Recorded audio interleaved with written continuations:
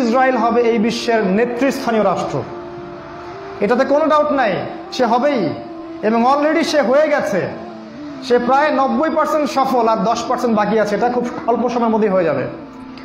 কারণ আমাদের দুর্বলতা আছে যে আমরা যে আপোষে কাদা ছোটাছুটিতে ব্যস্ত ছিলাম, আমরা হালুয়া রুটি খাচ্ছিলাম, এই সময়টুকুর মধ্যে ও প্রচণ্ড শক্তিশালী হয়ে গেছে।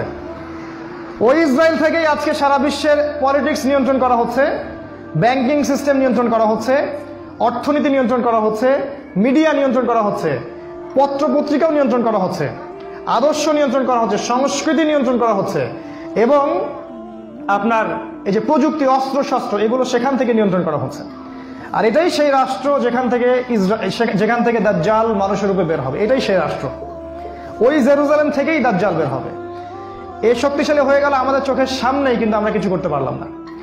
এই যখন শক্তিশালী হয়ে গেছে, তখন সামনে একটা মহাযুদ্ধ লঞ্চ করবে, যেখানে 80টা দেশ পৃথিবীর একত্রিত হয়ে যাবে এবং প্রত্যেকটা দেশের আন্ডারে থাকবে 12,000 করে সৈন্য। এবং এই যুদ্ধে প্রত্যেক 100 জন সৈনিকের মধ্যে 99টা সৈনিক মারা যাবে এই যুদ্ধে। এটা হবে পারমাণবিক যুদ্ধ, আপনার সামনেই করানো আছে। এরা যে স্বপ্ন দেখায় ভিশন 20, 30, 50, 100, এগুলো সব বোগাস। এতদিন পর্যন্ত এই ওয়ার্ল্ড আর সার্ভাইভ করবে বলে আমরা মনে করি না। আল্লাহু আ'লাম বিসওয়াব, আল্লাহ পাক ভালো জানেন। আমাদের রিসার্চ হচ্ছে এতদিন পর্যন্ত ওয়ার্ল্ড সার্ভাইভ নাও করতে পারে, না করার সম্ভাবনা 95%। এই মালহামার পরে ইমামুল মাহদী আসবেন শেষের দিকে, এবং তিনি মুসলিমদের হাল ধরবেন এবং প্রচুর সংখ্যক মুসলিম এই যুদ্ধে মারা যাবে। প্রচুর সংখ্যক, প্রচুর, তাদের সংখ্যা অগণিত। কিছু মুসলিম যুদ্ধের মাঠ থেকে পালিয়ে যাবে, যাদেরকে আল্লাহ পাক মাফ করবেন না, আর অল্প কিছু মুসলিম বাকি থাকবেন, যাদের হাতে আল্লাহ রাব্বুল আলামিন এই যুদ্ধের শেষের দিকে গিয়ে বিজয় দান করবেন ইনশাআল্লাহ। এবং আমাদের খোরাসান থেকেও একটা বাহিনী যাবে, যারা জেরুজালেম পর্যন্ত পৌঁছে যাবে, ইমামুল মাহদীর সাথে যোগ দিবে। পৃথিবীর কোনো শক্তি, নবীজি বলেছেন, পৃথিবীর কোনো শক্তি তাদের পথে বাধা হয়ে দাঁড়াতে পারবে না। তিনি বলেছেন, তোমরা যদি হামাগুড়ি দিয়ে হয় বা বরফের উপর স্ক্রল করেও হয়, তোমরা যদি ওদেরকে পেয়ে যাও তাহলে তাদের সাথে যুক্ত হইও। এটা নসিহত নবী সাল্লাল্লাহু আলাইহি ওয়াসাল্লামের। এটা আসবে সামনের এই সময়টা। এই মালহামা পরে যখন মুসলিমরা আবারও বিজয়ের আসনে আসবে, তখন মুসলিমরা জয় করবে কনস্ট্যান্টিনোপল বা তুরস্কের ইস্তাম্বুল। এটা এখন নেটোর হাতে চলে গেছে, এটা আবারও মুসলিমদের হাতে চলে আসবে। তারপর ঘোষণা করা হবে যে মাসিহুদ দাজ্জাল মানুষের রূপে বের হয়েছে। কোথায়? ওই জেরুজালেমে। তখন মুসলিমরা সেখানে ছুটবে। দাজ্জালের বাহিনীর সাথে মুসলিমদের ব্যাপক ফাইট হবে, কিন্তু মুসলিমরা তাদের সাথে পেরে উঠবে না।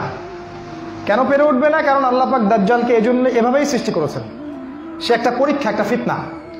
তার হাতে আল্লাহ পাক প্রচুর ক্ষমতা দিবেন। সে বৃষ্টি বর্ষণ করতে পারবে, সে প্রযুক্তি নিয়ন্ত্রণ করবে, সে আকাশ নিয়ন্ত্রণ করবে, সে প্রত্যেকটা শহরে প্রবেশ করবে, প্রতিটা শহরে। সে খুব দ্রুত ফ্লাই করতে পারবে। তার হাতে খাবারের মজুদ থাকবে, মানুষকে দুর্ভিক্ষের মধ্যে সে ফেলে দিবে। যারা তার আনুগত্য করবে সে তাদেরকে খাবার দিবে, মানে ইকোনমিক প্রোগ্রেস দিবে। যারা ওকে অনুসরণ করবে সে তাদেরকে সোনা রূপা দিয়ে দিবে। যারা ওকে অস্বীকার করবে সে তাদেরকে দুর্ভিক্ষ দিবে, মেরে ফেলবে। এক কথায় যারা দাজ্জালকে অনুসরণ করবে তাদের প্রত্যেককে দাজ্জাল প্রোগ্রেস দিবে, উন্নতি অগ্রগতি দিবে, তাদের জিডিপি বাড়তে থাকবে এক কথায়। আর যারাই মাসিহুদ দাজ্জালের বিরোধিতা করবে তাকে সে একদম ধ্বংস করে ফেলবে, একদম ধ্বংস। অর্থনৈতিক দিক থেকে, শারীরিক দিক থেকে রাষ্ট্রগুলো আক্রমণ করবে, সে পুরো ম্যাসাকার করে ফেলবে। তার হাতে আল্লাহ পাক এরকম ক্ষমতা দিবেন। এই জন্য মুসলিমরা তাদের সাথে পেরে উঠবে না। তাহলে কি হবে? আল্লাহ রাব্বুল আলামিন তখন মুসলিমদের দোয়া কবুল করবেন এবং ঈসা আলাইহিস সালামকে আকাশ থেকে পাঠাবেন এই পৃথিবীতে আবারও ইনশাআল্লাহ। এবং ঈসা আলাইহিস সালাম সিরিয়ার দামেস্কে সাদা মিনারের উপরে নামবেন এবং ইমামুল মাহদীও সেখানে থাকবেন। সেখানে ফজরের নামাজ পড়া হবে, ইমামুল মাহদী ইমামতি করবেন, আর এই ঈসা আলাইহিস সালাম পিছনে মুক্তাদি হয়ে থাকবেন। এটা আমাদের জন্য গর্বের বিষয়। এরপরে ঈসা আলাইহিস সালাম বলবেন যে অবরোধ তুলে দাও। অবরোধ তুলে দেওয়া হবে, মসজিদের দরজা খুলে দেওয়া হবে এবং ঈসা আলাইহিস সালামকে দেখা মাত্রই মাসিহুদ দাজ্জাল পালাতে শুরু করবে এবং দাজ্জালের বাহিনী অর্থাৎ ইহুদি খ্রিস্টান সভ্যতার সাথে মুসলিমদের যুদ্ধ হবে। নবী সাল্লাল্লাহু আলাইহি ওয়াসাল্লাম বলেছেন, হাদিসে শোনেন, নবীজি বলেছেন, লাতুকাতিলুনাল ইয়াহুদ, শেষ জামানায় তোমরা অবশ্যই ইহুদিদের সাথে যুদ্ধ করবে, অবশ্যই করবে।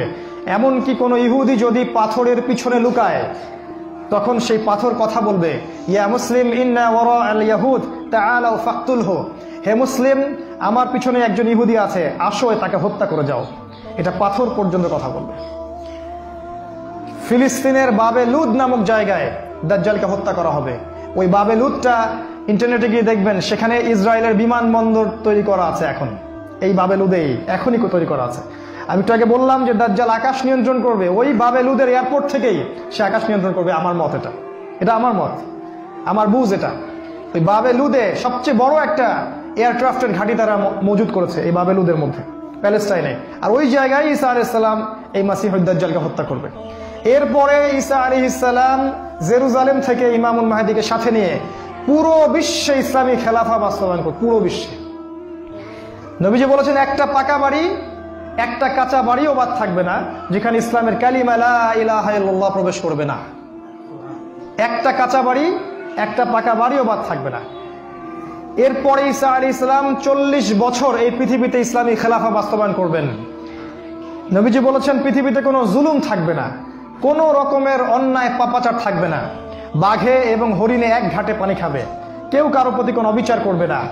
এক একটা ফল হবে বিশাল বিশাল, আল্লাহ পাক বরকতের দরজা সব খুলে দিবেন। প্রচুর বৃষ্টিপাত হবে, মাটি উর্বর হবে, প্রচুর সুজলা সুফলা হয়ে যাবে এই পৃথিবীটা। আবারও আগের অবস্থায় চলে আসবে পৃথিবীটা ইনশাআল্লাহ। কোনো দূষণ থাকবে না, কিচ্ছু থাকবে না ইনশাআল্লাহ। এই 40 বছর তিনি রাজত্ব করবেন, তারপর তিনি মারা যাবেন এবং তাকে দাফন করা হবে রাসূল সাল্লাল্লাহু আলাইহি ওয়াসাল্লামের কবরের পাশে। আর ইমামুল মাহদী আরো আগেই মারা যাবেন। তিনি 7 বা 9 বছর রাজত্ব করবেন, এই মুসলিম উম্মাহকে নেতৃত্ব দিবেন।